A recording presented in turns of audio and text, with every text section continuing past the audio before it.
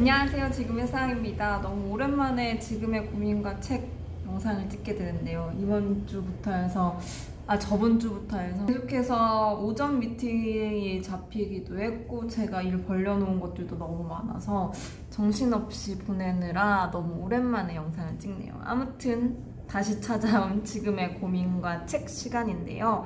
비가 많이 와요. 오늘 태풍이 심하게 불었는데 가을이 올 줄 알았거든요. 근데 여전히 덥긴 합니다.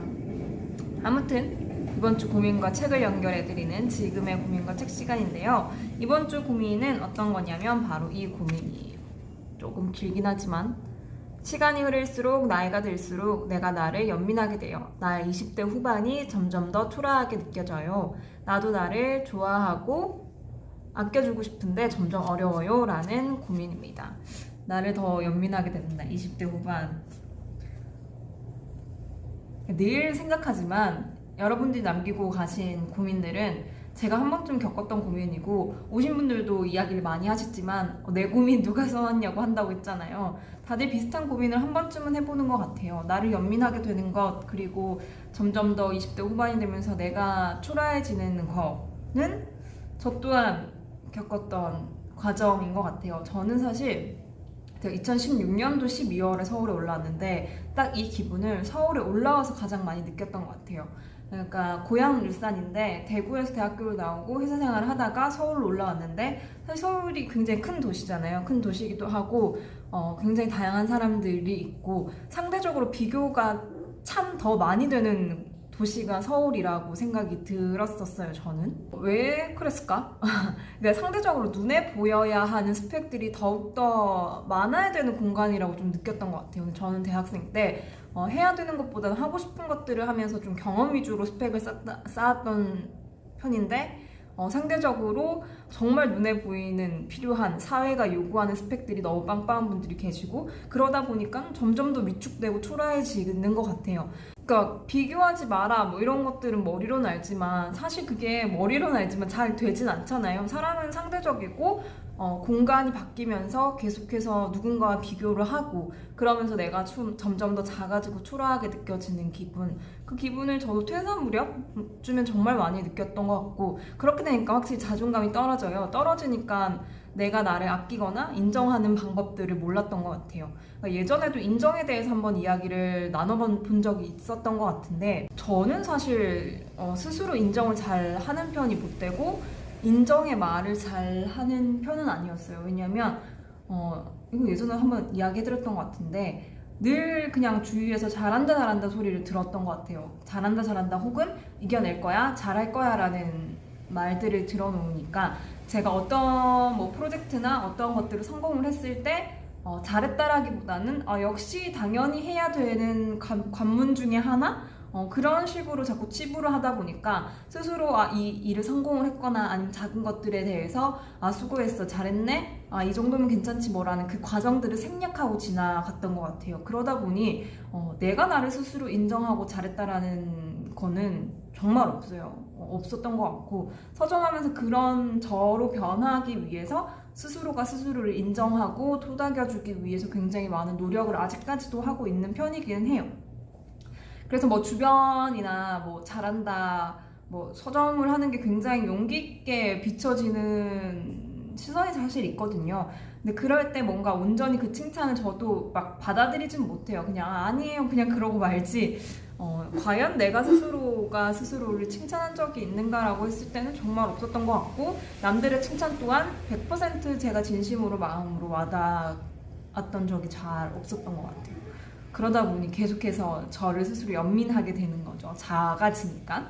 근데 사실 작아 보이게 만드는 것도 자기 자신이 한 걸 너무 잘 알잖아요. 하지만 머리로는 알지만 너무 힘든 건 마음이죠. 마음. 항상 마음이 문제지 않을까요? 그 마음을 고쳐먹는다는 게 굉장히 어려운 것 같아요. 그래서 저 또한 이 시기가 있었다는 걸, 시간이 나를 연민하는 20대 후반을 겪고 있고 나를 좋아하고 아껴주고 싶다라는 고민 또한 저도 많이 하고 있어요. 근데 사실 지금의 세상에서 가장 많은 고민을 차지하는 게 나를 사랑하는 방법이나 나를 좋아하는 방법들을 고민하는 분들이 많으셨어요. 근데 이걸 저도 되게 많이 생각을 해봤거든요. 근데 좋아하는 방법이나 나를 사랑해주는 방법들이 각자가 있긴 하겠지만 그 방법들을 알기 전에 이 메마른 마음의 감성들이나 아니면 그 칭찬들 혹은 나를 인정하고 나를 좋아하기 전에 이 마음의 준비들이 먼저 돼야 되지 않을까. 여러 가지 사건들과 경험들로 인해서 지금의 내가 만들어졌지만 좋은 것들도 많이 깨달았겠지만 나쁜 것들 혹은 마음에 상처가 되는 것들로 인해서 내 마음이 메말랐다면 남들이 남들이 이야기해주는 칭찬이나 스스로가 스스로를 칭찬해줄 때도 진심으로 내 마음에 와닿지 않는 그런 경험을 저 또한 한 것 같아서 마음을 조금 더 따뜻하게 할 필요가 있지 않을까. 메마른 감성에 물 한 방울이라도 떨어뜨려 줘야 되지 않을까라는 생각을 합니다.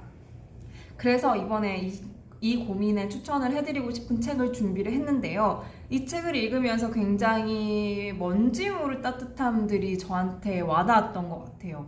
이거 뭐라 해야 되지? 메마른 마음에 이 책을 읽으니까 따뜻함들이 이렇게 약간 스며드는 느낌이 들었었거든요. 어떤 책이냐면 바로 이 책입니다. 서커스 나이트라는 책이고요. 이거 안 보이나? 이게 무지개 빛깔이에요. 이렇게 보면 완전 예쁘죠. 서커스 나이트라는 책이고 요시모토 바나나라는 작가님의 글입니다. 소설이고요. 굉장히 두껍긴 하지만 재미있어서 금방 읽게 되는 소설의 매력이죠. 사실은 제가 요시모토 바나나가 굉장히 유명하잖아요. 작가님이 엄청 유명한데 처음 읽어봤던 것 같아요. 요시모토 바나나.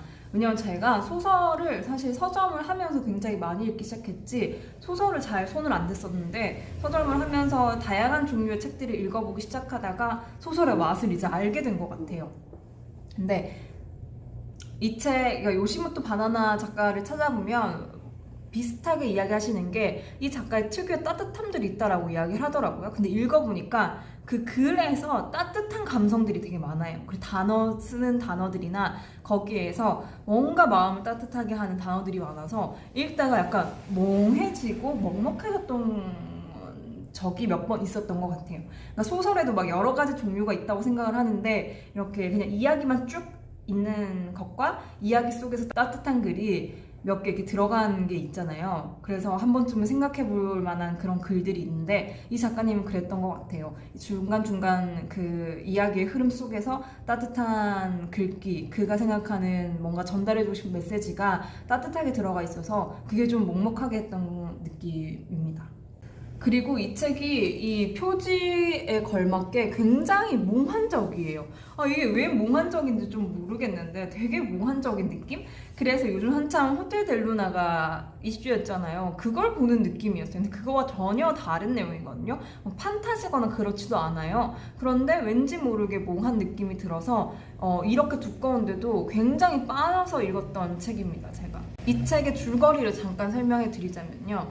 여기에 보면 인생의 빛이 차오르는 치유의 순간들이라고 해서 정령이 가득한 나라 발리에서 불가사의한 존재들과 함께 성장해온 사야카는 사물을 만지면 그와 관련된 기억이나 분위기를 읽을 수 있는 능력이 있다. 사야카가 주인공 이름이에요. 근데 이분이 사물에 대면 이제 그게 이미지화 되는 그런 능력을 가지고 있거든요. 그런 사야카에게 어느 날 수상한 편지가 도착한다. 그 집 마당에 귀중한 무언가가 묻혀 있는데요. 실례지만 마당 흙을 조금 파도 될까요? 뜬금없이 날아온 이 소식은 사야카의 움직이지 않은 엄지손가락과 관련된 비참한 기억을 되살려 놓는데 라고 뒤에 있고 이렇게 시작되는 글이에요. 그러니까 의문의 편지 하나로 딱 시작이 되거든요. 이상한 편지라고 챕터 1에 딱 들어가 있어요.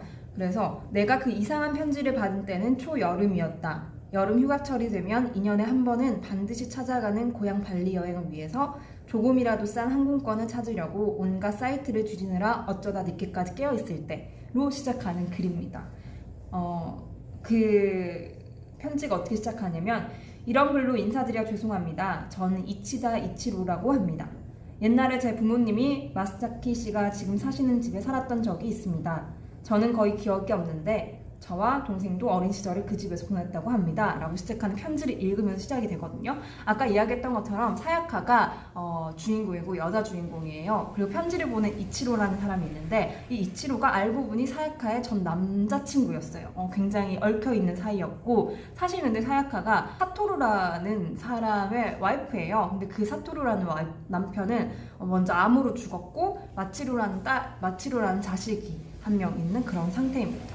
이렇게 각자 여러 명의 등장인물이 나오는데 그 등장인물들이 각자의 사연을 가지고 있어요. 근데 사실은 우리도 사연 없는 사람 없잖아요. 그리고 이렇게 20대 후반에 뭔가 작아진다라는 느낌들이 우리가 스스로 처음 태어나자마자 난 작은 존재야라고 느끼지 않았을 거잖아요. 우리가 어떤 경험들 그리고 사건들 사람들을 만나면서 분명히 그렇게 작게 느껴지게끔 만드는 그런 사건들이 분명히 있었을 거라고 생각을 해요. 근데 여기에 나오는 인물들이 각자의 그런 사연들을 겪으면서 인생에 꼭 필요한 회복기의 시기를 이 책 한 권에 좀 담아놨다고 생각을 해요. 각자의 사연을 가진 사람들이 자신이 다시 시작할 용기를 얻거나 혹은 회복할 수 있는 그 시기를 어떻게 보냈는지 되게 담백하게 적혀있는 책이 이 책입니다. 그래서 저도 이걸 읽으면서 뭔가 사람들은 회복의 시기 때 잠깐 웅크려 있기도 하잖아요. 그래서 이 책 또한 잠깐 웅크려 있다가 다시 꽃처럼 피는 그런 상황들을 설명해 놨는데, 그러면서 그 중간중간에 작가가 우리에게 던지고 싶은 메시지가 굉장히 따뜻해서 그 아까 이야기했던 마음에 뭔가 물 한 방울 들어온 그런 물 한 방울 적셔진 그런 느낌이 들었던 것 같아요.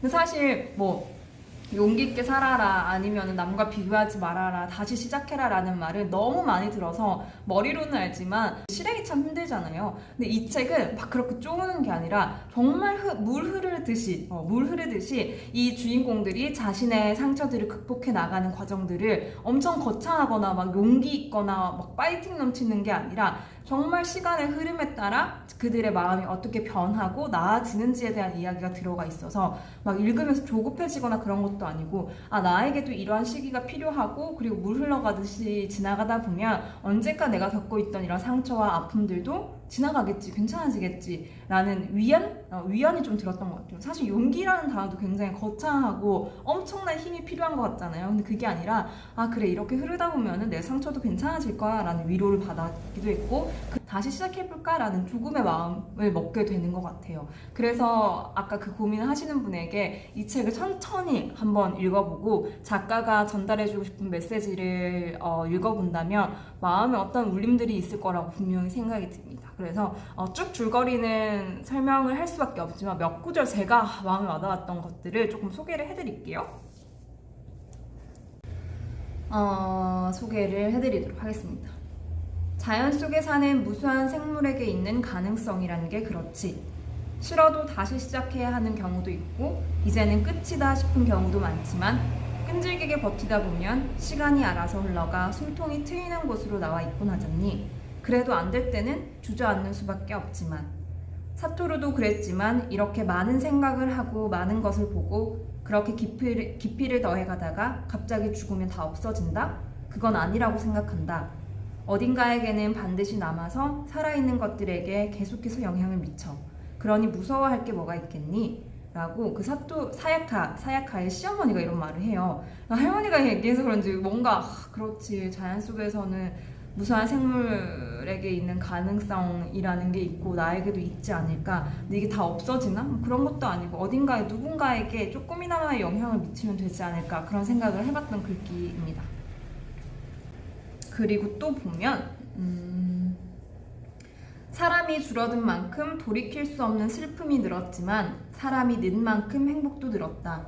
옛날보다 좋아진 것은 틀림없이 반드시 있다. 저도 이거 좀 믿는데, 사실은 이렇게 1년 2년 지나면서 무수한 사건들을 경험하면서 조금 내가 깊어지고 뭔가 딥해진 면은 있지만 그거가 나쁜 것만 있는 게 아니라 분명히 좋은 점도 있다라는 것들을 저도 생각을 하고 있었는데, 글로 보니까 다시 그래, 반드시 좋은 점도 또한 있지라는 생각을 했던 글이에요. 그리고 가장 많이 위로가 되었던 글인데요. 이치로의 어머니 말대로 자신이 이렇다 저렇다 생각하는 것은 정말 하찮다. 그러니까 우리가 연민을 하고 내가 작은 존재라고 느껴지는 것도 사실 이런 생각이 되게 하찮다라는 이야기로 들리더라고요.